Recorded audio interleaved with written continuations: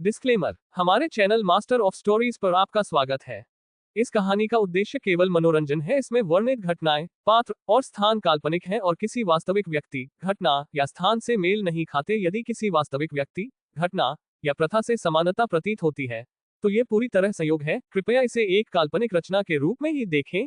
हमारी कहानी किसी भी व्यक्ति की परंपरा, प्रथाओं का अपमान नहीं करती है। ये केवल दर्शकों के मनोरंजन के लिए है। अगर आप हमारे चैनल पर नए हैं तो इस कहानी को लाइक, शेयर और चैनल को सब्सक्राइब करके जरूर जाना। एपिसोड 1। शादी संपन्न हुई। दिल्ली के एक घर में एक लड़की दुल्हन के जोड़े में ड्रेसिंग टेबल के सामने अपना मोबाइल अपने हाथ में लिए हुए बैठी थी। तभी उसके मोबाइल पर किसी का मैसेज आया और उसने वो मैसेज ओपन किया। मैसेज देखते ही उस लड़की के चेहरे पर परेशानी के भाव आ गए। उस मैसेज में किसी लड़के की फोटो थी जो हॉस्पिटल के एक बेड पर बदहवासा लेटा हुआ था।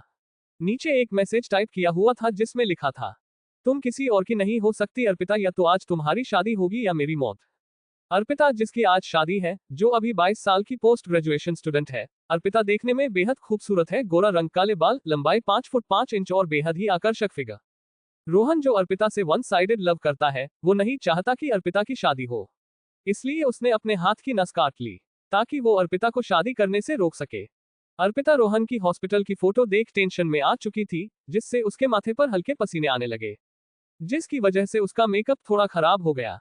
तभी उसकी कजन कम बेस्ट फ्रेंड ज्यादा प्रिशा उसके रूम में आते हुए बोली, अर्पी तू अभी तक तैयार नहीं हुई, बाहर बारात आ गई है। और एक नजर उसको देखते हुए वो बिना पलके झपकाए हुए बोली, तुम कौन हो? मेरी अर्पी के साथ तुमने क्या किया? अर्पिता उसकी तरफ सवालिया नजरों से देखते हुए बोली, प्रिशा क्या बोल रही है? तभी प्रिशा अर्पिता के पास आते हुए उसे ध्यान से देखते हुए बोली, तुम अर्पी नहीं हो, तुम तो कोई असमा से उतरी हुई अप्सरा हो जो अपने देवलोक को छोड़ धरती पर आ गई है। अर्पिता प्रिशा की बचकानी बातों को इग्नोर करते हुए उसका हाथ पकड़ उसको रोहन का मैसेज दिखाते हुए बोली, प्रिशा, रोहन ने ये मैसेज सेंड किया है। मुझे बहुत ही घबराहट हो रही है, कुछ गड़बड़ ना हो जाए। अगर पापा को पता लग गया तो? नहीं नहीं, उन्हें कुछ भी पता नहीं चलना चाहिए, वरना वो तो मुझे जान से ही मार देंगे। प्रिशा, मैं क्या करूं? तभी प्रिशा ने उसे सोफे पर बैठाते हुए बोला, अर्पी शांत हो जा, ऐसा कुछ नहीं होगा, इसमें तेरी कोई गलती नहीं है, वो रोहन ही तेरे पीछे पागल है, इसमें तेरा क्या कसूर है? और रही बात इस रोहन की, तो मैं इसके होश अभी ठिकाने लगती हूँ। तभी प्रिशा ने अपने फ्रेंड जयदेव को कॉल लगाया जो दिल्ली पुलिस में सीनियर इंस्पेक्टर था, और उसे सारी सिचुएशन समझा दी। जयदेव ने प्रिशा से सारी बात समझ उसे एश्योर किया कि वो सब हैंडल कर लेगा, उसे टेंशन लेने की जरूरत नहीं है। प्रिशा ने फिर अर्पिता को शांत करवा के उसका मेकअप ठीक किया जो अर्पिता के रोने की वजह से खराब हो गया था।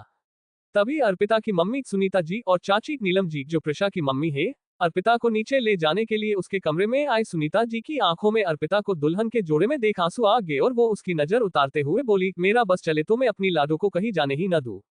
ऐसा बोलकर उन्होंने अर्पिता को अपने गले से लगा लिया। माँ बेटी का प्यार देख प्रिशा बोली, ताई जी आप मेरी विदाई पर भी ऐसे रोयोगे?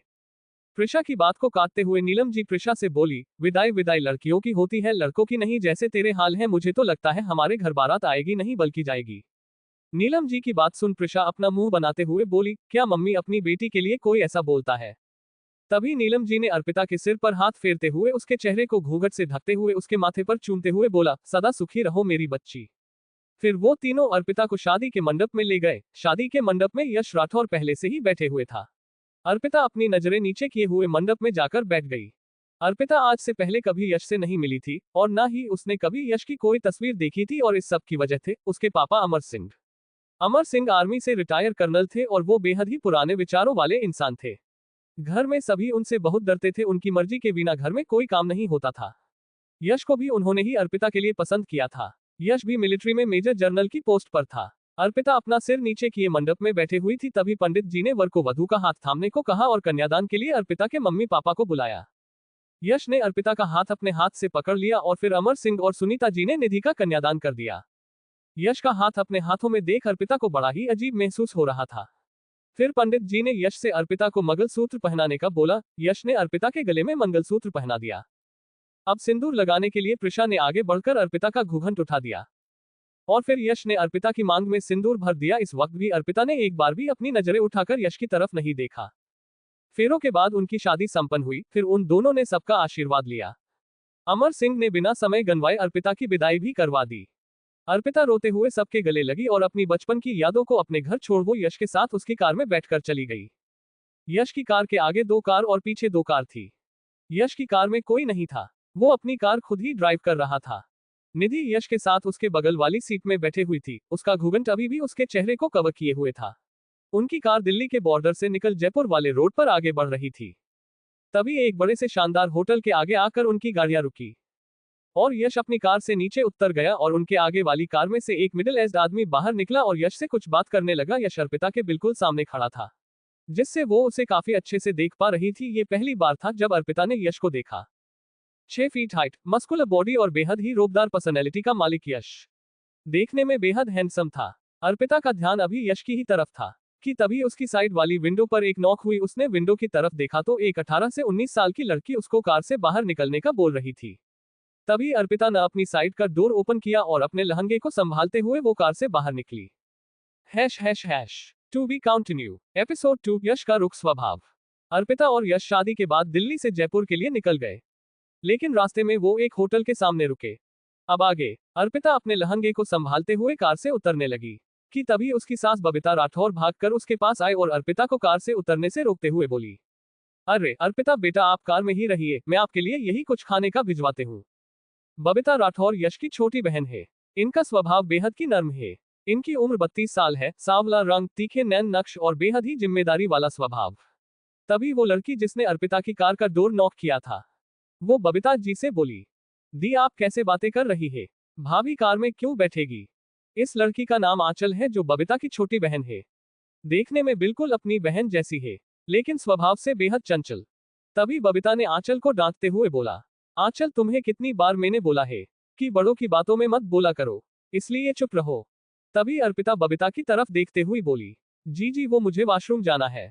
अर्पिता के मुंह से अपने लिए जी शब्द सुन बबीता को बड़ा ही अपनापन महसूस हुआ और वो अर्पिता की तरफ देखते हुए बोली, चलिए भाभी सा मैं आपको ले चलती हूँ।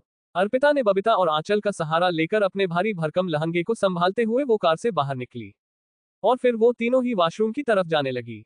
वॉशरूम से आकर अर्पिता वापस से कार में जाकर बैठ गई। वही अभी तक अर्पिता का चेहरा घूंघट में ही था, क्योंकि यश की मां शीतल जी ने सख्त हिदायत दी थी कि अर्पिता का घूंघट सिर्फ उनके घर की दहलीज पर ही उठेगा, वो भी उनके हाथों। अर्पिता कार में बैठे हुई सामने होटल की तरफ देख रही थी।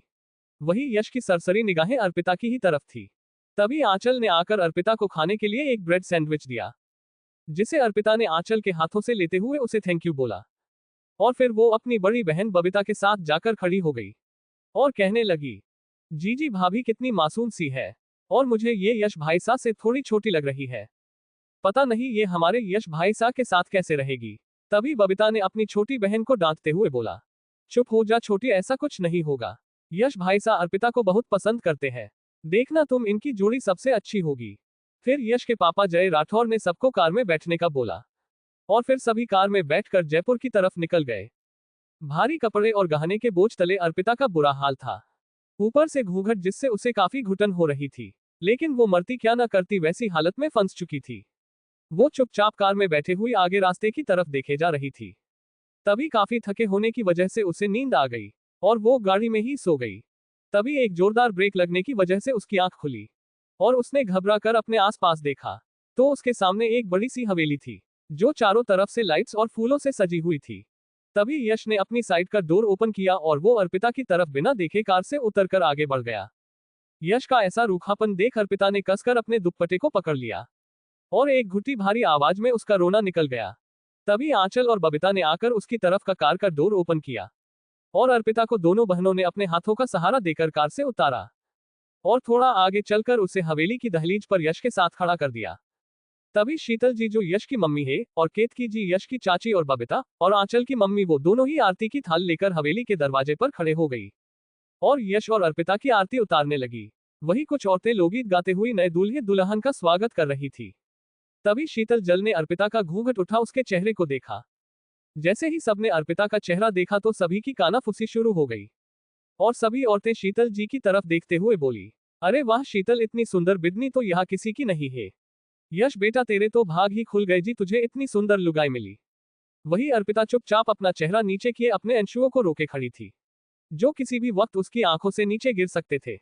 तभी वहां एक बुजुर्ग औरत ने आकर उन सबका मुंह बंद करवाते हुए बोली, अरे चुप हो जाओ, हम सब भाग मेरे यश के कोई नहीं, बिदनी के खुल गए को महारे यश से इसकी शादी हुई।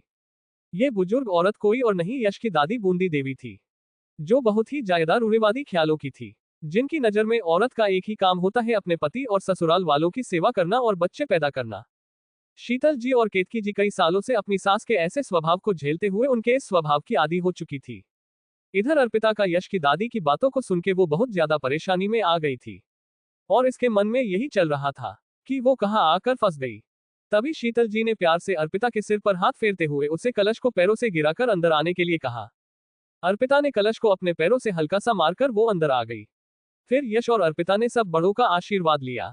शादी की कुछ और रस्मों के हो जाने के बाद आंचल और बबीता अर्पिता को यश के कमरे में छोड़कर चली गई।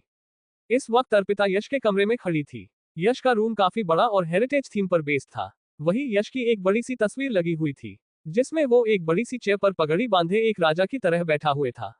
उसका रोबीला चेहरा देख ऐसा लग रहा था जैसे सच में कोई राजा अपनी गद्दी पर बैठा हुआ है। उसके चेहरे पर कोई मुस्कान नहीं थी। अर्पिता वही जमीन पर बैठ गई और अपनी किस्मत पर रोते हुए बोली, ये क्या हो रहा है मेरे साथ? मैं कैसे रहूंगी इस माहौल में?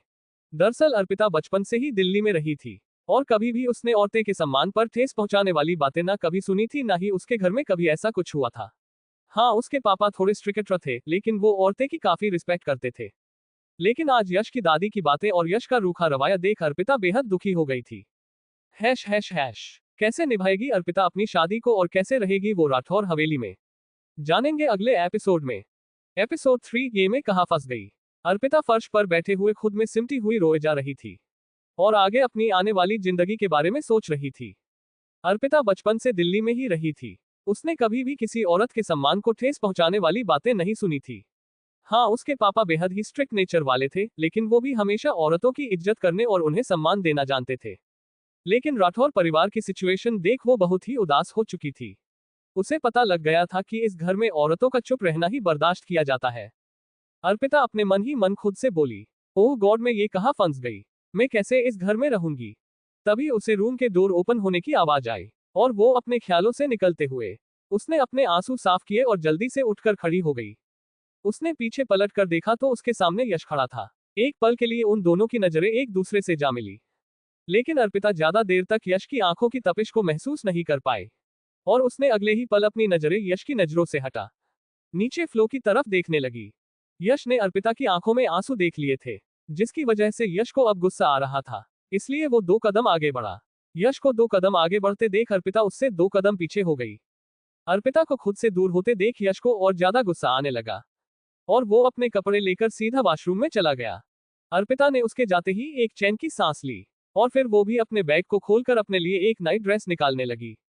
तभी वॉशरूम का डोर ओपन हुआ और यश अपने रूम से बाहर निकल गया। अर्पिता उसे बस जाते हुए देखते ही रह गई। यश को रूम से बाहर जाता देख अर्पिता ने जल्दी से रूम को लॉक कर दिया और अपने भारी भरकम गहने और लहंगे को उतार कर उसने जल्दी से अपना नाइट सूट पहन लिया और फिर डोर को अनलॉक कर वो बिस्तर पर जाकर सो गई। यश पूरी रात अपने रूम में वापस नहीं आया और हवेली की छत पर जाकर उसने अपनी पूरी रात बिता दी। अगली सुबह अर्पिता अभी भी आराम से सोई हुई थी लेकिन ठीक 5 बजे उसकी नींद खुल गई। ये उसके पापा का रूल था कि सुबह 5 बजे के बाद कोई भी अपने बिस्तर पर लेटा नहीं रहेगा। अभी अर्पिता सुबह उठी ही थी कि दरवाजे पर किसी ने नॉक किया। अर्पिता ने एक ही नॉक में डोर ओपन कर दिया तो उसके सामने बबीता खड़ी थी जो अपने हाथ में कपड़े लिए हुए थी। बबीता की नजर जब अर्पिता के नाइट सूट पर गई तो उसने जल्दी से उसे अंदर रूम में धकेलते हुए दरवाजा बंद कर दिया और बोली, भाभी सा ये आपने क्या पहना है? इस पर अर्पिता ने अपने कपड़ों की तरफ देखते हुए बोला, जी जी ये नाइट सूट है। फिर बबीता ने उसे समझाते हुए बोला, भाभी आप आज के बाद इन कपड़ों को मत पहनना, सिर्फ साड़ी ही, नहीं तो दादी सा आपके कपड़ों में आग लगा देगी। अर्पिता ने बबीता की बात को समझते हुए अपनी गर्दन हाँ में हिला दी। बबीता ने अर्पिता के हाथों में कपड़े देते हुए बोला, भाभी आप इन्हें पहनकर नीचे आ जाए, आपके और भाई सा के लिए ताईसा ने पूजा रखवाई है। अर्पिता ने बबीता के हाथों से कपड़े ले लिए और बोली, जी जी जी मैं अभी तैयार होके नीचे आती हूँ। बबीता उसे ठीक है बोलकर उसके रूम से चली गई। अर्पिता भी जल्दी से नहाकर साड़ी पहनकर तैयार हो गई।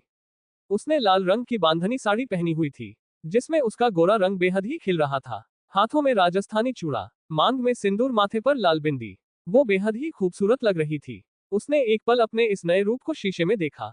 तभी यश जो दरवाजा खोल कमरे के अंदर आ रहा था, उसकी नजर ड्रेसिंग टेबल के सामने खड़ी अर्पिता पर गई और वो अपनी ही जगह पर जम गया और अर्पिता की खूबसूरती को निहारने लगा। अर्पिता को नहीं पता था कि यश कमरे में आ चुका है और उसके ही पीछे खड़ा है। अर्पिता अपने कानों में ईयरिंग्स पहन रही थी। उसकी एक रिंग का एक डॉट उसके हाथ से छुटकर यश के पैरों के पास जा गिरा। अर्पिता ने घबराते हुए अपने आप में ही बुदबुदाते हुए बोली, अर्पी तूने डॉट कहाँ गिरा दिया? वो डॉट भी गोल्ड का था। अब कहाँ ढूंढूं? यश को उसकी सारी बातें सुनाई दे रही थी। उसने अपने पैरों के पास से डॉट को उठते हुए वो अर्पिता के सामने जाकर खड़ा हो गया और उससे बोला, इसे ढूंढ रही हो? अर्पिता ने जब यश के हाथों में वो डॉट देखा तो वो अपनी नजरें नीचे किए यश से बोली, जी। यश ने उसके हाथों से ईयरिंग लिया और उसके कान में उसे पहनाने लगा। यश के ठंडे हाथ जब अर्पिता के कान में टच हुए तो उसके पूरे शरीर में एक कर्ट सा दौड़ गया। जैसे ही यश ने अर्पिता को ईयरिंग पहना दिया, वैसे ही अर्पिता यश से 2 कदम की दूरी पर पीछे हो गई।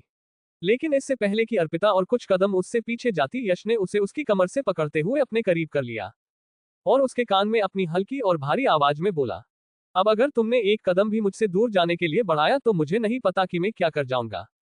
अर्पिता, मैं कभी भी ये बर्दाश्त नहीं करूंगा कि तुम मुझसे दूर जाओ। अर्पिता यश की बातें सुन हैरान रह गई। तभी उनके रूम में आंचल आई। आंचल ने जब यश और अर्पिता को एक दूसरे के इतने नजदीक देखा तो उसने अपनी आंखें बंद करते हुए वो एक सांस में ही बोल पड़ी, वो भाई सा मैंने कुछ नहीं देखा, वो मैं तो भाभी सा को लेने आई थी। ताई सा आप दोनों को नीचे बोला रही है। आंचल यश से बहुत डरती थी, इसलिए वो बिना वक्त गवाए उनके रूम से जल्दी से भाग गई। यश ने अर्पिता को अपनी बाहों से आजाद किया और उससे बोला, तुम नीचे चलो मैं अभी आता हूँ। अर्पिता जो अभी क्या हुआ ये समझने की कोशिश ही कर रही थी कि यश की आवाज सुन अपने होश में आते हुए वो बोली, और फिर अपने सिर पलपला कर वो रूम से बाहर निकल गई। Hash hash hash hash hash hash episode 4 यश का अर्पिता को अकेले छोड़ जाना। अर्पिता अपनी नजरें झुकाए कमरे से बाहर निकल नीचे हाल में चली गई, जहां बहुत ही चहल पहल थी। घर के सभी लोग नीचे हाल में बैठकर कुछ बातें कर रहे थे। इससे पहले बूंदी देवी की नजर अर्पिता पर पड़ती शीतल जी अर्पिता के पास आए और उसे अपने साथ पूजा के कमरे में ले गई, जहां पहले से ही पंडित जी आकर बैठे हुए थे। अर्पिता चुपचाप बैठ गई। तभी यश भी आकर उसके बगल वाली जगह पर आकर बैठ गया। तभी सभी घरवाले भी वहां आकर उनके साथ बैठ गए और पूजा शुरू हो गई। थोड़ी देर बाद जब पूजा खत्म हुई तो सभी हाल में आकर बैठ गए। अर्पिता को शीतल जी अपने साथ किचन में ले गई और उसके हाथ में खीर की ट्रे पकड़ाते हुए बोली, ये लो बेटा, ये बाहर जाकर सभी को दे दो, और अगर अम्मा जी बूंदी देवी अगर पूछे तो बोलना ये खीर तुमने ही बनाई है। अर्पिता ने अपना सिर हाँ में हिलाया और आंचल के साथ हॉल में आकर सबको खीर सर्व करने लगी। सभी ने खीर ले ली। उस हॉल में इस वक्त जय, यश के पापा, जगदीश यश के चाचा और अवधेश सिंह जो कि बबीता का पति था, और बूंदी देवी, ये सब बैठे हुए थे। अर्पिता ने एक एक कर सभी को खीर दी और खीर देकर वो किचन की तरफ जाने लगी। तभी बूंदी देवी ने उसे रोकते हुए बोला, रुक बहू, क्या अपनी पहली रसोई का नेग नहीं लेगी? उनके रोकने पर अर्पिता अपनी जगह पर खड़ी हो गई। फिर बूंदी देवी ने अर्पिता को अपने हाथ में पकड़े काट को देते हुए बोली, ले बिंदनी, ये थारा नेग पहली रसोई का, और एक बात ध्यान से सुन, तूने महारे यश को खुश रखना से, अरे लुगाई का यही तो फर्ज होता है कि वो अपने मर्द की सारी इच्छाएं पूरी करे। अर्पिता ने अपने सिर को नीचे किए हुए था। बूंदी देवी की बातें सुन उसकी आंख से एक आंसू निकल उसके गालों पर आ गया, लेकिन वो अपना रोना छुपाते हुए अपना सिर हाँ में हिला के रसोई के अंदर चली गई। वही शीतल जी ने अर्पिता की आंखों में आंसू देख लिए थे और उसे वो पल याद आने लगे जब वो भी पहली बार इस परिवार में एक नई दुल्हन बनकर आई थी, और उन्होंने अपने मन ही मन ये ठान लिया था कि वो अर्पिता को उस दौर से नहीं गुजरने देगी जिससे वो गुजरी है। शीतल जी ने अर्पिता को उसके रूम में जाकर उसे आराम करने के लिए कहा, तो अर्पिता भी अपने रूम में चली गई। अर्पिता ने रूम में जाकर अपना मोबाइल चेक किया तो उस पर प्रिशा की 15 मिस्ड कॉल थी, इसलिए उसने जल्दी से प्रिशा को कॉल लगाया। तो सामने से प्रिशा कॉल उठाते हुए हो अर्पिता पर भड़कते हुए बोली, अर्पी कहाँ थी तू अब तक? तुझे मैंने कितनी बार कॉल की, तू मेरा कॉल्स क्यों नहीं पिक कर रही थी? उसे शांत करवाते हुए अर्पिता बोली, अरे मेरी माता शांत हो जा, वो मैं पूजा में थी और फोन रूम में था, जिससे मुझे तेरी कॉल्स का पता नहीं लगा। इस पर प्रिशा बोली, ओह अच्छा, चल छोड़, ये बता जीजू कैसे है और तेरे ससुराल वाले कैसे हैं? कैसा रहा तेरा पहला दिन? अर्पिता ने प्रिशा से ज्यादा बात ना करते हुए वो उससे इतना ही बोली, हाँ प्रिशा सब बहुत अच्छे हैं, और उसने किसी के आने का बोलकर कॉल को कट कर दिया। जबकि असल में अर्पिता अपने दिल की सारी बातें प्रिशा को बताना चाहती थी, लेकिन उसे पता था कि अगर उसने प्रिशा से कुछ भी कहा तो वो चुप नहीं बैठेगी और सारी बातें उसकी मम्मी को बता देगी। वही हाल में नीचे बैठे सभी नाश्ता कर रहे थे। तभी यश ने सबको बताते हुए कहा, मुझे अभी 1 घंटे में मिलिट्री बेस के लिए निकलना है, तो अगर शादी की कोई भी रस्म है तो वो आप सब बाद में कीजिएगा। यश की बात पर सबने हाँ में अपना सिर हिला दिया। थोड़ी देर में यश अपने कमरे में आया तो अर्पिता रूम में नहीं थी, क्योंकि अर्पिता को आंचल अपने साथ किचन में ले गई थी। क्योंकि उनके परिवार का रूल था, औरतें हमेशा आदमियों के खाना खा लेने के बाद ही खाना खाती थी। अर्पिता ने जब इस असूल के बारे में सुना तो वो ये बात सुनकर दंग ही रह गई। अर्पिता को पहले ही इस घर में घुटन महसूस हो रही थी, और अब ये बात जानकर कि घर की औरतें आदमियों के खाना खा लेने के बाद ही खाना खाती है, उसके मन में सबसे पहली बात यही आई कि वो यहाँ से भाग जाए। इधर यश तैयार होकर नीचे आ चुका था। वो इस समय अपनी यूनिफॉर्म में था, जिसमें वो बहुत ही हैंडसम लग रहा था। चौड़ी छाती जिस पर जनरल मेजर यश राठौड़ के नाम का बैच था। अर्पिता ने जब यश को देखा तो उसके लिए मानो वो वक्त रुक ही गया हो। वो अपनी पलके बिना झपकाए बस उसे ही देखे जा रही थी। तभी यश ने आगे बढ़कर सभी के पैर छुए और उनसे अलविदा लेकर घर से बाहर जाने लगा। घर से निकलते हुए उसने एक निगाह अर्पिता की तरफ दी, जो अपनी नजरें नीचे किए हुए खड़ी थी। यश बिना उससे कोई बात किए हवेली से चला गया। शीतल जी अर्पिता को अपने साथ उनके रूम में ले गई और उसे बेड पर बिठाते हुए बोली, अर्पिता बेटा तुम बुरा मत मानना, यश तुमसे बिना बात किए चला गया। यश ऐसा ही है, उसे अपने दिल की बात बताने नहीं आती। वो सिर्फ बाहर से ही सख्त दिखता है, लेकिन वो दिल का बहुत अच्छा है। उम्मीद है तुम मेरी बातें समझ रही होगी। अर्पिता ने शीतल जी की बात पर बस हाँ में अपना सिर हिला दिया। अर्पिता का आज का दिन बस ऐसे ही घर के छोटे मोटे काम और नए रिश्तेदारों से मिलने में चला गया। रात का डिनर कर जब वो अपने रूम में आई तब वो इतना ज्यादा थक चुकी थी कि उसकी इतनी सी भी हिम्मत नहीं हो रही थी कि वो अपने कपड़े चेंज कर सके, और वैसे ही वो बेड पर लेट गई। बेड पर लेटते ही वो गहरी नींद में चली गई। हैश हैश हैश क्या यश अर्पिता को अकेले छोड़कर चला गया था, या फिर वो आएगा उसे लेने? जानेंगे अगली कड़ी में। एपिसोड 5 अर्पिता पर बुरी नजर। आज पूरे दिन की भाग दौड़ से अर्पिता बेहद थक चुकी थी, इसलिए वो जैसे ही रूम में आई तो सीधा पेट के बल जाकर बिस्तर पर लेट गई। उसे उसी पोजीशन में ही नींद आ गई। पेट के बल लेटे होने की वजह से अर्पिता की गोरी पीठ साफ दिखाई दे रही थी। वही उसके सुडौल शरीर की बनावट ऐसे थी कि अगर कोई भी मर्द अगर उसे इस वक्त ऐसे लेटे हुए देखे तो वो खुद को बहकने से नहीं रोक पाए। अर्पिता इस बात से अनजान थी कि किसी की निगाहें सोते हुए बस उसे ही देख रही है। अर्पिता जब अपने रूम में आई तो उसने इस बात पर ध्यान नहीं दिया कि उसके रूम का डोर सही से लॉक नहीं हुआ है। अवधेश सिंह जब यश के कमरे से होते हुए अपने रूम की तरफ जा रहा था, तब उसकी नजरें यश के कमरे के दरवाजे पर गई जो सही से लॉक नहीं था। ये देखकर तो उसकी आंखों में चमक आ गई। उसे अच्छे से पता था कि यश इस वक्त हवेली में नहीं है और अर्पिता रूम में अकेली होगी, इसलिए वो अपने कदमों को धीरे धीरे लेते हुए यश के कमरे के बाहर जाकर खड़ा हो गया और दरवाजे को हल्का सा खोलकर कमरे के अंदर झांकने लगा। तो उसे बेड पर अपने पेट के बल सोती हुई अर्पिता दिखाई दी। उसके काले घने लंबे बाल पूरे बिस्तर पर फैले हुए थे और उसकी खुली कमर पर अवधेश की नजरें जम गई। दरअसल उसने जब अर्पिता को पहली बार शादी में देखा था तो वो तभी से ही उसकी खूबसूरती का दीवाना हो गया था, और इस वक्त अर्पिता को देखते हुए वो खुद पर काबू नहीं कर पा रहा था। तभी उसने अपने कदम रूम के अंदर बढ़ा लिए और अर्पिता के बिस्तर के पास जाकर खड़ा हो गया और उसको निहारते हुए बोला, साले साहब कितने बड़े मूर्ख हैं आप। भला शादी के अगले ही दिन कोई अपनी बीवी को ऐसे छोड़कर जाता है, और वो भी तब जब बीवी बिल्कुल मक्खन हो। कोई नहीं, इस मक्खन का स्वाद तो अब ये अवधेश सिंह चखेगा। और फिर उसने अपने हाथ अर्पिता की कमर की तरफ बढ़ा दिए, लेकिन जैसे ही वो अर्पिता को हाथ लगा पाता वैसे ही किसी ने उसे खींचकर कमरे से बाहर निकाल दिया और अर्पिता के रूम का दरवाजा बंद कर दिया। अवधेश को अर्पिता के रूम से निकालने वाला कोई और नहीं बबीता थी। बबीता जब अपने रूम में आने के लिए सीढ़ियां चढ़ रही थी, उसी वक्त उसने अवधेश को अर्पिता के रूम में जाते हुए देख लिया था। वो अपने पति को बेहद अच्छे से जानती थी। उसे समझते देर नहीं लगी कि अवधेश क्या करना चाहता है, इसलिए वो भागकर अर्पिता के रूम से अवधेश को खींचकर उनके कमरे में ले गई और अपने कमरे का दरवाजा बंद करते हुए बोली, ये आप भाभीसा के कमरे में क्या कर रहे थे? इस पर अवधेश बोला, अरे मैं क्या कर रहा था, वो मुझे लगा ये हमारा कमरा है इसलिए मैं उस कमरे में चला गया। इस पर बबीता झलाते हुए बोली, बस कीजिए, मुझे बेवकूफ बनाने की जरूरत नहीं है।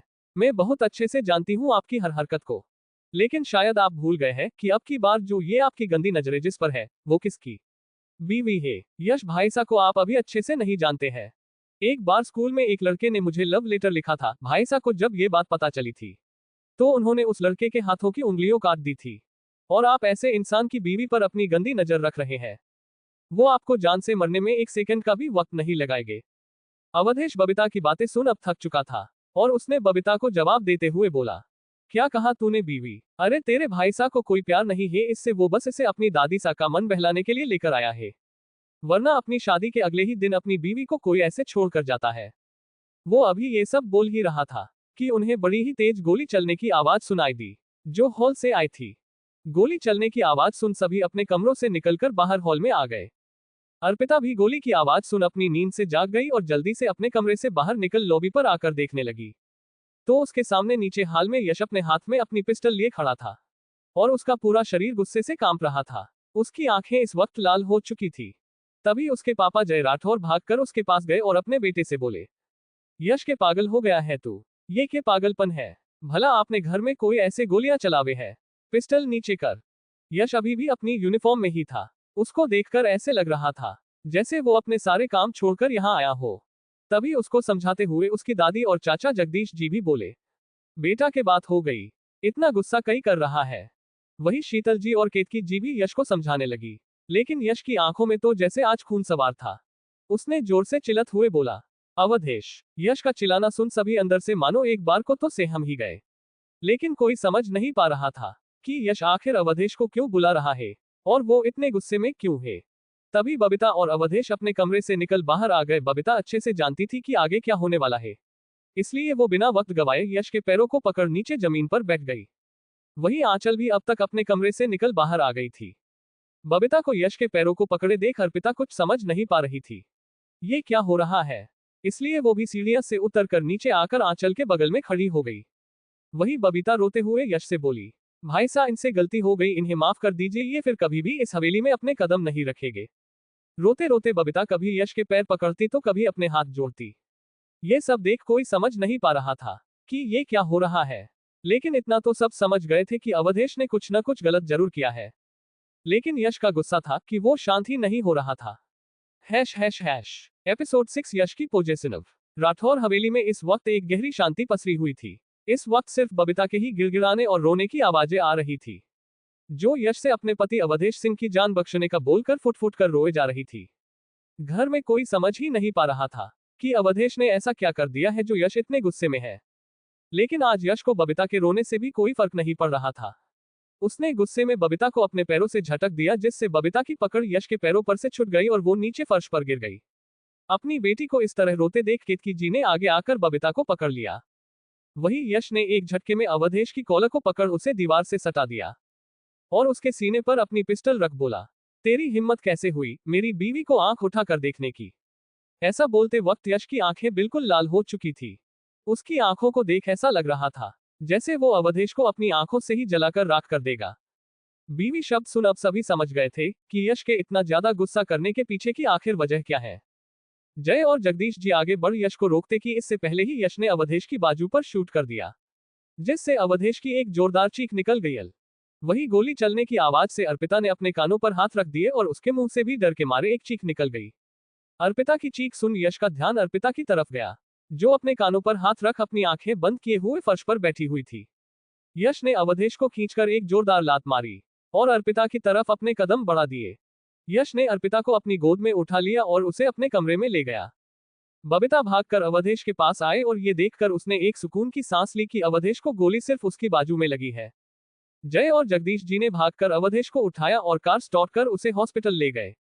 इधर बूंदी देवी अपने सिर पर हाथ रख बोली, है भगवान, जय बिदनी को आए हुए अभी घर में सिर्फ एक दिन ही हुआ और जय इसने यश के हाथों गोली चलवा दी। लेकिन इस समय किसी का भी ध्यान अम्मा की बातों पर नहीं था। यश का कमरा। यश अर्पिता को अपनी गोद में उठाए अपने कमरे में ले गया और डोर लॉक करते हुए उसने अर्पिता को बेड पर पटक दिया और फिर उसने कसकर अर्पिता की बाजू को पकड़ते हुए बोला, तुम में थोड़ी कॉमन सेंस है या नहीं? या तुम कोई 7 या 8 साल की बच्ची हो जो तुम्हें ये पता नहीं लगा कि तुम्हारे पति की एब्सेंस में कोई अनजान शख्स तुम्हारे रूम में आया है? अर्पिता ने अपने बाजू को यश के हाथ से छुड़ाते हुए बोला, leave me, I said leave my arm, it's hurting me. आप ये क्या कर रहे हैं? मेरी बाजू छोड़िए, मुझे दर्द हो रहा है। अर्पिता की आंखों से दर्द के मारे बेहिसाब आंसू निकले जा रहे थे, लेकिन यश था जो उसे छोड़ने का नाम ही नहीं ले रहा था। यश की हरकत देख अर्पिता ने गुस्से में चिल्लाते हुए बोला, यश राठौर, मेरा बाजू छोड़ो, तुम्हारा कोई हक नहीं बनता कि तुम मुझ पर यूं गुस्सा करो। अर्पिता के मुंह से ये सुन कि तुम्हारा कोई हक नहीं बनता कि तुम मुझ पर गुस्सा करो, यश का गुस्सा 7वें आसमान पर पहुंच गया। उसने अर्पिता का बाजू छोड़ उसके मुंह को कसकर पकड़ते हुए बोला, क्या कहा तुमने अभी? मेरा हक क्या है? तो मिसेज अर्पिता, यश सिंह राठौर, मैं तुम्हें बताता हूं कि मेरा क्या हक है। ऐसा बोलकर यश ने एक झटके में अर्पिता को उसकी कमर से पकड़ते हुए अपने करीब कर लिया और उसके लिप्स पर उसने किस करना शुरू कर दिया। अर्पिता की आंखें हैरानी से बड़ी हो गई और वो लगातार यश को खुद से दूर करने के लिए धक्का दिए जा रही थी। लेकिन यश के लोहे जैसे सख्त शरीर पर अर्पिता के नाजुक हाथों की मार से क्या ही फर्क पड़ने वाला था, और उल्टा उसी के हाथों में दर्द हो गया। यश अर्पिता के लिप्स को कुछ इस तरीके से चूमे जा रहा था जैसे वो उसकी कोई फेवरेट मिठाई हो जो उसे काफी समय बाद मिली हो। अर्पिता को अब चक्कर से आते हुए महसूस हो रहे थे और उसकी पलकें भरी होने लगी। यश ने अर्पिता को एक झटके से बेड पर लेटा दिया और खुद उसके ऊपर आते हुए उसने अर्पिता की साड़ी का पल्लू उसके शरीर से अलग कर दिया। वही अर्पिता अपनी आंखें बंद किए हुए बेहोशी की हालत में बिस्तर पर लेटे हुई थी। वही यश की नजरें इस वक्त अर्पिता के कर्व्स को देख रही थी। उसने एक झटके में अर्पिता के ब्लाउज को उसके शरीर से अलग कर दिया। इस वक्त अर्पिता के शरीर के ऊपर का हिस्सा यश के सामने बिल्कुल न्यूड था। वही अर्पिता को जैसे ही अपने ऊपरी हिस्से पर कुछ गीलापन महसूस हुआ तो उसने होश में आते हुए अपनी आंखों को खोला। इस वक्त यश अर्पिता के ऊपरी हिस्से को सहलाते हुए वहां चूमे जा रहा था, जिसका गिल्लापन महसूस कर अर्पिता की आंख खुली थी। लेकिन उसके न चाहते हुए भी उसका शरीर उसका साथ ना देकर यश का साथ दे रहा था। अर्पिता के लिए यह एहसास बहुत ही अलग था। उसने बेड शीट को कसकर पकड़ लिया और मौन करने लगी। अर्पिता के मौन करने की आवाजें अब बढ़ने लगी, जिससे उस कमरे का टेम्परेचर अब बेहद ही गर्म होते जा रहा था। अर्पिता के मौन करने की आवाजें जब यश के कानों में पड़ी तो उसके चेहरे पर एक तिरछी मुस्कान आ गई और उसने आगे बढ़ अर्पिता के होंठों पर अपने होंठों से किस करना शुरू कर दिया। अर्पिता भी अब यश का साथ देते हुए उसकी किस का जवाब दे रही थी। वो दोनों अपने बेहद ही खूबसूरत पलों में खो चुके थे। तभी यश के फोन पर किसी की कॉल आई, लेकिन एक बार पूरी रिंग जाने के बाद यश ने उस कॉल का कोई जवाब नहीं दिया। तो अब की बार जो कॉल यश को आई उसकी रिंगटोन अलग थी। उस रिंगटोन को सुन यश की आंखें एकदम से खुल गई और अगले ही पल उसने अर्पिता को अपनी पकड़ से आजाद कर उस कॉल को पिक किया और सामने से आ रही आवाज सुन उसने बिना कुछ बोले फोन कट कर दिया और एक नजर अर्पिता की तरफ देखा, जो बेहोशी की हालत में नींद में जा चुकी थी। यश ने अर्पिता के कपड़े ठीक कर उसे ब्लैंकेट ओढ़ा दिया और अपने रूम को अच्छे से लॉक कर वो वहां से चला गया। एपिसोड 7 मुझे यश से दूर जाना है। अगली सुबह अर्पिता की जब नींद खुली तब हल्की सुबह हो चुकी थी। उसने अपनी आंखें खोली तो वो इस वक्त रूम में अकेली थी। फिर अर्पिता की नजर अपने शरीर पर गई तो वो अपने कपड़े सही करते वक्त रात के पलों को याद करने लगी, जिसकी वजह से उसकी आंखों में आंसू आ गए। खुद को अपने आप में ही समेटते हुई वो फूट फूट कर रोने लगी। वो पहले ही यश के बिहेवियर को समझ नहीं पा रही थी, ऊपर से कल रात यश का गुस्सा देख वो बेहद ही सहम चुकी थी।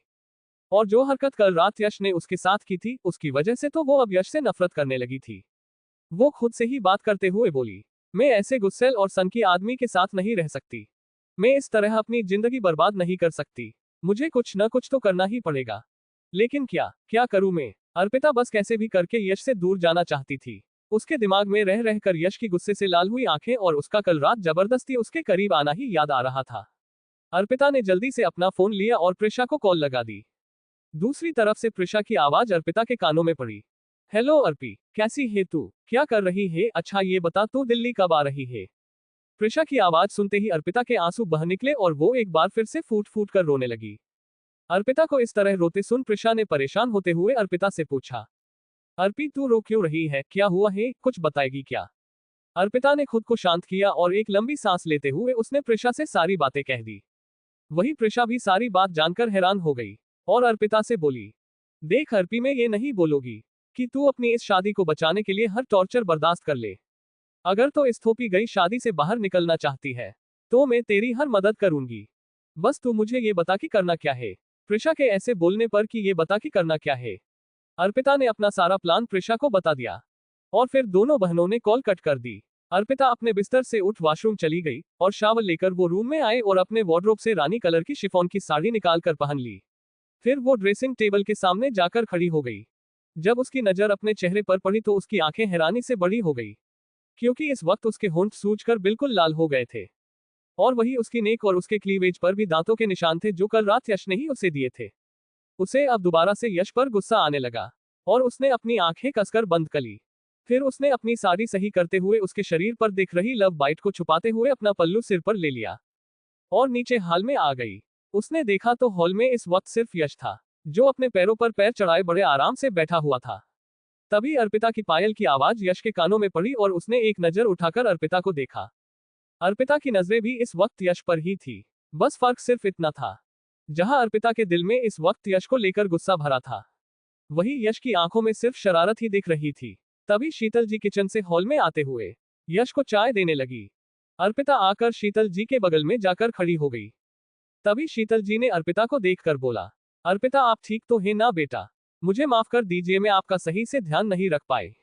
अगर मैंने ध्यान दिया होता तो कभी ऐसी नौबत ही नहीं आती। अर्पिता को शीतल जी की कोई भी बात समझ ही नहीं आ रही थी और वो उन्हें नासमझी में देखते हुए बोली, मासा आप किस बारे में बात कर रही है? तभी यश और शीतल जी ने एक दूसरे की तरफ देखा। वो दोनों समझ गए कि अर्पिता को कुछ पता ही नहीं चला है। तभी यश ने अपनी मां की तरफ आंखों से ना में इशारा किया और शीतल जी ने बात को घुमाते हुए बोला, अरे बेटा मेरा मतलब कि मुझे आपका ध्यान रखना चाहिए था ना, आप अभी इस घर के माहौल को समझने के लिए नहीं है, इसलिए आप कल बहुत ज्यादा घबरा गई थी ना। इस पर अर्पिता ने अपने मन ही मन में बोला, जब कोई इस तरह घर में सारे आम पिस्टल चलाएगा तो हर शरीफ इंसान डरेगा ही ना। अर्पिता ने शीतल को जवाब देते हुए बोला, कोई बात नहीं मासा, वैसे मासा मुझे आपसे परमिशन लेनी थी। इस पर यश ने एक सरसरी नजर अर्पिता की तरफ देखा। शीतल जी आगे से बोली, कैसी परमिशन बेटा? अर्पिता आगे से बोली, वो मासा क्या मैं कुछ दिन के लिए दिल्ली जा सकती हूँ? वो मेरा फाइनल ईयर है और नेक्स्ट वीक से मेरे एग्जाम भी है, मुझे स्टडी भी करनी है। तभी शीतल जी ने यश की तरफ देखा और कहा, बेटा क्या आपने यश से पूछ लिया है? इस पर अर्पिता ने एक नजर यश की तरफ देखा जो उसी की ही तरफ देख रहा था और उसने ना में अपना सिर हिला दिया। शीतल जी ने अर्पिता के मुरझाए हुए चेहरे की तरफ देखा तो उन्हें भी अच्छा नहीं लगा, लेकिन वो जानती थी कि वो यश की मर्जी जाने बिना अर्पिता के मामलों में कोई भी फैसला नहीं सुना सकती। इसलिए उन्होंने अर्पिता से बोला, बेटा आप एक बार यश से बात कर लीजिए। फिर वो यश की तरफ देख वहां से चली गई। वही यश सोफे पर से खड़ा हुआ और एक नजर अर्पिता को देख बोला, ऊपर रूम में आयो। इस वक्त जरूरत अर्पिता को थी, इसलिए उसने अपना सिर नीचे लिया और यश के पीछे रूम में चली गई। हॉस्पिटल में डॉक्टरों ने अवधेश का ट्रीटमेंट कर दिया था, लेकिन उसका लेफ्ट हैंड हमेशा के लिए पैरालाइज हो गया था, जिस वजह से वो बेहद ही गुस्से में था। घरे में अर्पिता को छोड़ बाकी सभी इस बात को जानते थे कि यश ने अवधेश पर गोली क्यों चलाई। इसलिए जय जी ने तो अवधेश को कभी भी राठौर हवेली में अपने कदम न रखने का फरमान सुना दिया था। वही जगदीश जी ने भी बबीता से अवधेश को डाइवोर्स देने तक की बात कर दी थी, लेकिन बूंदी देवी के बोलने पर उन्होंने इस बात को आगे नहीं बढ़ाया। वही घर के सभी लोग इस वक्त अवधेश की शकल भी नहीं देखना चाहते थे, सिवाय बूंदी देवी के, जो इन सब में सिर्फ अर्पिता को ही दोषी ठहरा रही थी। बबीता यश के बेड साइड बैठे हुए उसके लिए फ्रूट्स कट कर रही थी। वही अवधेश के दिमाग में बस एक ही चीज चल रही थी, यश की मौत। हैश हैश हैश क्या यश जाने देगा अर्पिता को दिल्ली? क्या चल रहा है अर्पिता के दिमाग में? कैसे जाएगी वो यश से दूर? जानेंगे अगले कड़ी में। एपिसोड 8 मेरी बीवी मेरे साथ रहेगी। अर्पिता बिना कुछ बोले अपना सिर नीचे किए यश के पीछे चलते हुए रूम में आ गई और यश से थोड़ी दूरी बनाकर खड़ी हो गई। यश ने रूम का डोर लॉक कर दिया और अर्पिता के ठीक सामने जाकर खड़ा हो गया। इस वक्त अर्पिता के दिमाग में यश की रात को की गई हरकत ही घूम रही थी। उसे बस यही डर था कि कहीं यश दोबारा से उसके करीब न आए, जिस वजह से वो घबराए हुए यश को ही देख रही थी। यश ने अर्पिता से बोला, तुम्हें दिल्ली जाना है, तुम्हारे एग्जाम्स है। अर्पिता ने अपना सिर हाँ में हिला दिया तो यश ने एक झटके से उसे पकड़कर अपनी बाहों में भर लिया और उसके चेहरे को दीवार की तरफ करते हुए बोला, वो देखो वो जो एक छोटी सी लाइट जल रही है ना, उसे कैमरा बोलते हैं। अर्पिता के तो मानो पैरों तले जमीन ही खिसक गई और उसने एक जोरदार धक्का देकर यश को खुद से दूर किया और गुस्से में उससे बोली, छी कितने घटिया इंसान हो तुम, आर्मी के इतने हाई रैंक्ड ऑफिसर होने के बाद भी हरकतें इतनी घटिया। तुम हमारे रूम में कैमरा कैसे लगा सकते हो? तुम्हें शर्म नहीं आती? अर्पिता ने अपने मुंह पर हाथ रख लिया और वो उस हर पल को याद करने लगी जब वो वॉशरूम से नहाकर आने के बाद रूम में आकर अपने कपड़े चेंज करती थी, और उसने तो आज सुबह भी अपने कपड़े रूम में आकर ही पहने हैं। यश ने आगे बढ़ अर्पिता को उसकी बाजू से पकड़ अपने करीब करते हुए बोला, हमारे क्या इस घर के हर एक कोने में कैमरे लगे हैं और वो क्यों लगे हैं इसका जवाब देना मैं तुम्हें जरूरी नहीं समझता, लेकिन मेरी एक बात कान खोलकर सुन, इस जन्म में तो तुम मुझसे अपना पीछा नहीं छोड़ा सकती। तो मिसेज यश सिंह राठौर चाहे खुश होकर या रोकर ये रिश्ता तो तुम्हें उम्र भर निभाना ही पड़ेगा, क्योंकि मैं तुम्हें कभी भी खुद से दूर नहीं जाने दूंगा। अब अपना सामान पैक करो, हम मिलिट्री बेस जा रहे हैं, क्योंकि मेरे सिर पर मेरे देश की भी जिम्मेदारी है। मैं तुम्हारे चक्कर में बार बार हवेली नहीं आ सकता, तुम्हारे पास सिर्फ 1 घंटा है। ये बोलकर यश नीचे हाल में जाकर सोफे पर बैठ गया और अर्पिता के आने का वेट करने लगा। अर्पिता बस चुपचाप बैठे हुए यश को हैरानी से जाते हुए देखते ही रह गई। दरअसल अर्पिता और प्रिशा ने ही ये प्लान बनाया था कि वो एग्जाम्स का बहाना कर दिल्ली आएगी और प्रिशा उसे रास्ते से ही अपनी एक फ्रेंड के पास मुंबई भेज देगी। लेकिन उनका ये प्लान धरा का धरा ही रह गया, क्योंकि नीचे हाल में बैठे हुए यश ने अर्पिता और प्रिशा की सारी बातें सुन ली थी और उसे इनके बचकाने से प्लान पर बेहद ही हंसी और गुस्सा भी आ रहा था।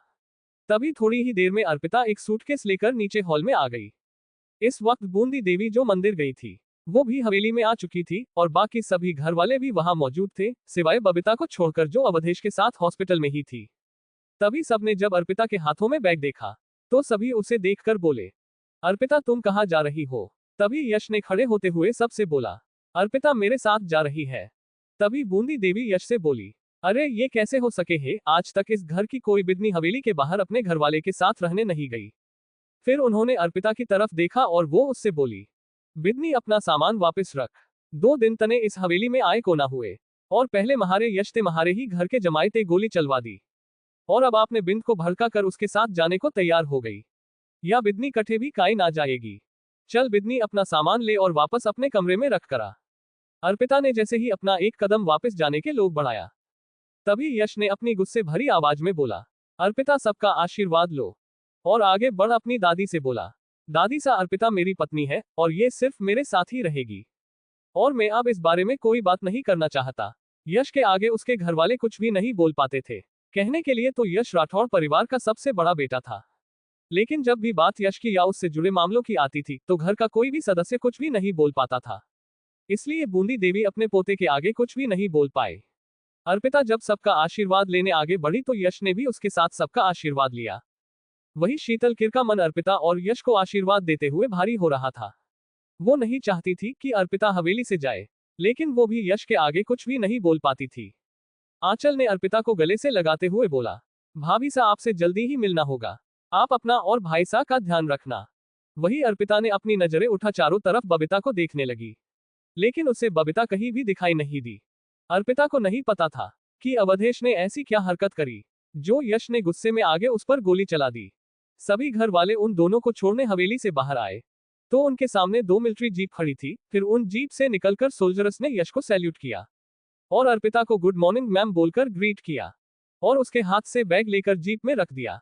फिर यश और अर्पिता भी जीप में बैठकर मिलिट्री कैंप की तरफ निकल गए।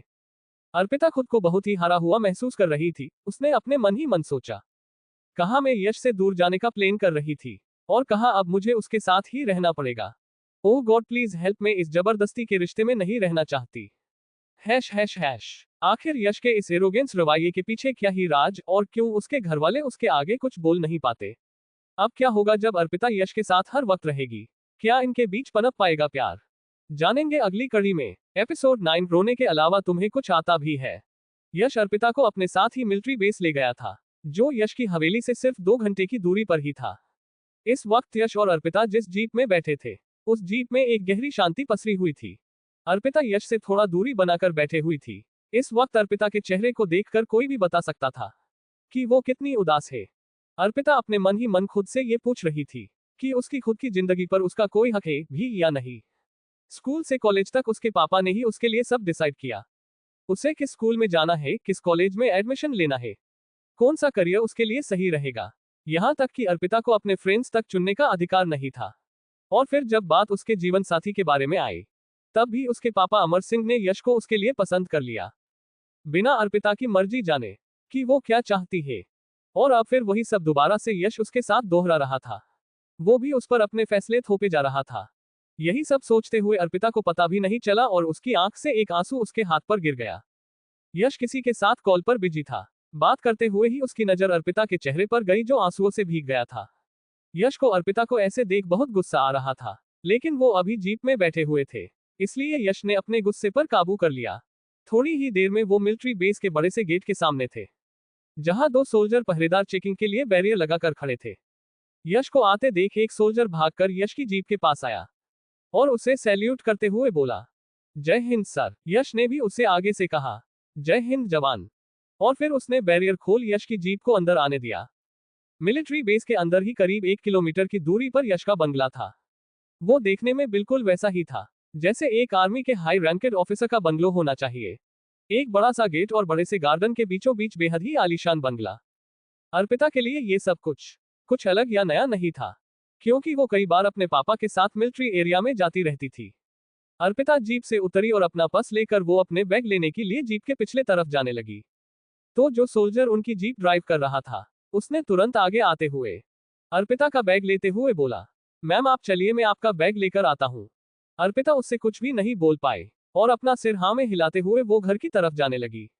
यश भी अर्पिता के पीछे ही था, लेकिन जैसे ही अर्पिता ने अपने कदम बंगलो के मेन गेट से अंदर की तरफ बढ़ाए, तभी वहां भागते हुए एक जर्मन शेपर्ड ब्रीड का डॉग आ गया, जो भौंकते हुए अर्पिता की तरफ ही भागते हुए आ रहा था। अर्पिता ने जैसे ही देखा कि एक जर्मन शेपर्ड उसकी तरफ भागते हुए आ रहा है, तो डर के मारे अर्पिता जोर से चिल्लाते हुए बाहर की तरफ भागने को पलटी, तो अपने पीछे आ रहे यश से टकरा गई। और यश से टकराते ही अर्पिता ने उसकी पीठ पर अपने हाथों की मजबूत पकड़ बनाते हुए उसे कसकर गले लगा लिया और डरते हुए यश से कहने लगी, प्लीज प्लीज इसे दूर करो मुझसे, मुझे डॉग्स से बहुत डर लगता है। वही यश ने अर्पिता को अपने इतने करीब महसूस कर एक तिरछी स्माइल करते हुए अपने एक हाथ से उसे उसकी कमर से पकड़ लिया और दूसरे हाथ से अपने डॉग को शांत करने लगा, जो अपने दोनों पैरों को उसकी कमर पर रखकर खड़ा था, और बोला, है बॉय, तुम अपनी मालकिन को डरा रहे हो, ये अच्छी बात नहीं है। ये नजारा देखने में कुछ ऐसा था कि यश के एक साइड अर्पिता उसे गले लगा कर खड़ी थी और उसके दूसरे साइड उसका डॉग उसकी कमर पर अपने पैर लगाकर खड़ा था। अर्पिता ने एक तिरछी नजर से यश की दूसरी तरफ देखा, तो वो डॉग यश की कमर पर पैर रख खड़ा था और यश बेहद ही प्यार से उसके सिर को सहला रहा था।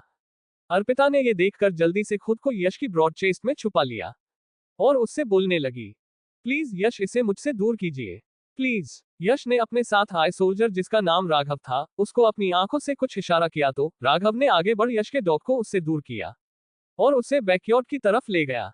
तभी यश ने अर्पिता को खुद से दूर किया और अपने दोनों हाथों से उसके कंधों को पकड़ गुस्से में उससे बोला, तुम्हें डरने और आंसू बहाने के अलावा कुछ और भी आता है? अब अंदर चलो, आज के लिए इतना तमाशा काफी है। अर्पिता खुद को शांत करती हुई यश की तरफ देखने लगी। यश ने भी उसका हाथ पकड़ा और उसे खींचकर अंदर ले गया। दरअसल जब अर्पिता यश के डॉग से डरकर प्लीज प्लीज चिल्ला रही थी, तब माली और बरबाची भी बाहर गार्डन में ही थे, जिन्होंने अर्पिता को यो रोते और चिल्लाते हुए देखकर दबी सी हंसी हंस दी थी। पहले तो यश को अर्पिता का उसके करीब आना बहुत ही पसंद आ रहा था, लेकिन जैसे ही उसने अपने सामने खड़े माली और बरबाची को अपना अपना मुंह दबाए हंसते हुए देखा, तो उसके अंदर अचानक से ही गुस्सा भर गया और उसने अर्पिता को सुना दिया। यश अपने हाथ में अर्पिता का हाथ पकड़ उसे अंदर ले जा रहा था। वही यश की बात सुन अर्पिता का दिल हजारों टुकड़ों में टूट गया था। उसे अब यश से और ज्यादा नफरत होने लगी और जैसे ही वो दोनों घर के अंदर आए, अर्पिता ने एक झटके में अपना हाथ यश के हाथ से छोड़ा लिया और गुस्से से उसकी तरफ देखने लगी। तभी घर के अंदर हॉल से एक बेहद ही गुस्से वाली आवाज आई, ये क्या हरकत है अर्पिता? एपिसोड 10, तुम्हें छूने का हक सिर्फ मेरा है। अर्पिता ने यश के हाथ को जोर से झटक दिया। तभी हॉल से किसी की जोर से आवाज आई, अर्पिता ये क्या हरकत है? अब आगे। अर्पिता ने जब पलट कर देखा तो उसके पापा अमर सिंह हॉल में खड़े थे, जो कि बेहद ही गुस्से में नजर आ रहे थे। अर्पिता अपने पापा को अपने सामने देख चौंक गई और हैरानी से उनकी तरफ देखते हुए बोली, पापा। तभी अमर सिंह अर्पिता के पास आकर खड़े हो गए और अर्पिता पर गुस्सा करते हुए बोले, ये क्या हरकत थी अर्पिता? तुमने इतने बुरे तरीके से यश का हाथ क्यों झटका? अर्पिता ने अपना सिर नीचे कर लिया, और तुम्हारी इतनी हिम्मत कि तुमने घर से भागने का प्लान बनाया। और उन्होंने अर्पिता को खींचकर एक थप्पड़ मार दिया, जिससे अर्पिता अपना बैलेंस संभाल नहीं पाई और नीचे मुंह के बल फर्श पर गिर गई। अर्पिता के फर्श पर गिरने की वजह से उसके हाथ में पहनी हुई कांच की चूड़ियां टूटकर उसके ही हाथ में चुभ गई, जिस वजह से उसके मुंह से चीख निकल गई। यश ने जब अर्पिता को थप्पड़ पड़ते देखा, तो उसने गुस्से से अपने हाथ की मुठियां भींच ली और अमर सिंह की तरफ देखते हुए बोला, आपको अर्पिता पर हाथ नहीं उठाना चाहिए था। ये मत भूलिए कि अर्पिता अब आपकी बेटी नहीं, यश सिंह राठौर की बीवी है। मैंने आपको यहाँ इसलिए बुलाया था कि आप अर्पिता को प्यार से समझाएंगे, लेकिन आपने मेरे ही सामने मेरी ही बीवी पर हाथ उठा दिया। यश का गुस्सा देख अमर सिंह भी थोड़ा सहम गए। अर्पिता ने यश का गुस्सा देखा था। वो जानती थी कि अगर यश को गुस्सा आ जाए तो वो बेकाबू हो जाता है। उसे डर लगने लगा कि कहीं यश गुस्से में आकर उसके पापा पर ही हाथ न उठा दे। इसलिए अर्पिता जल्दी से उठी और यश के सामने जाते हुए बोली, मैं ठीक हूँ। अर्पिता को अपने सामने देख यश उसके चेहरे को गौर से देखने लगा।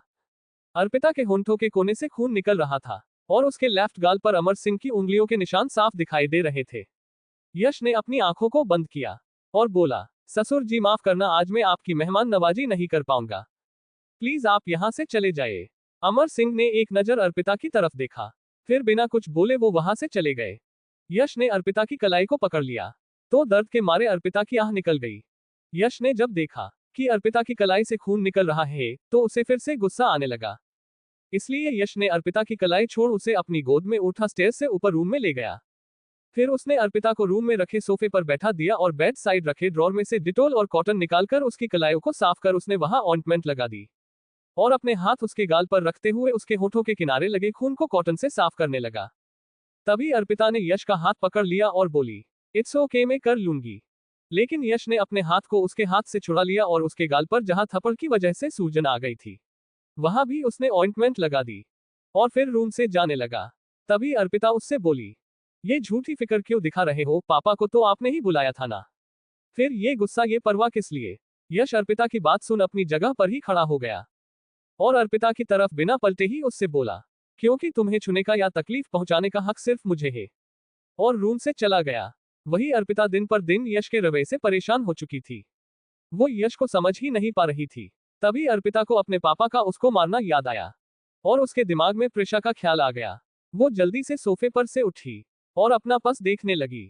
तभी एक 40 से 45 साल की औरत उसका पस अपने हाथ में लेकर रूम के अंदर आई और बोली, भाई साहब ये आपका पस और बाकी सामान भी अभी माखन लेकर आ रहा है।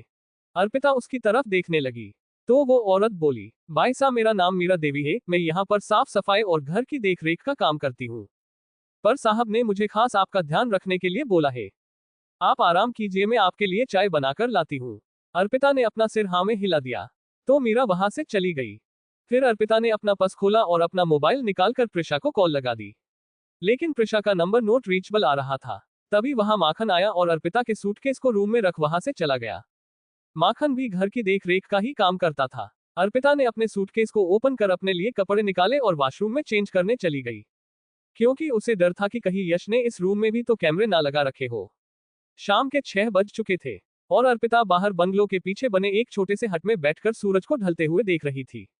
पिछले दिनों जो कुछ भी हुआ उसके बाद अभी वो पल था जो उसे बेहद ही सुकून दे रहा था। धीरे धीरे सूरज की जगह अब अंधेरा लेने लगा था। सभी पक्षी उड़ते हुए अपने घर की तरफ लौट रहे थे। सामने दिख रहे पहाड़ों पर अब कहीं कहीं लाइट्स जलती हुई दिखाई दे रही थी। दूर कहीं कोई बंजारे अपना लोकगीत गाते हुए उस पल को और भी खूबसूरत बना रहे थे। वही ठंडी ठंडी हवा चलते हुए अर्पिता के बालों को उड़ा रही थी, जिससे बार बार उसके बाल उसके चेहरे पर आ रहे थे।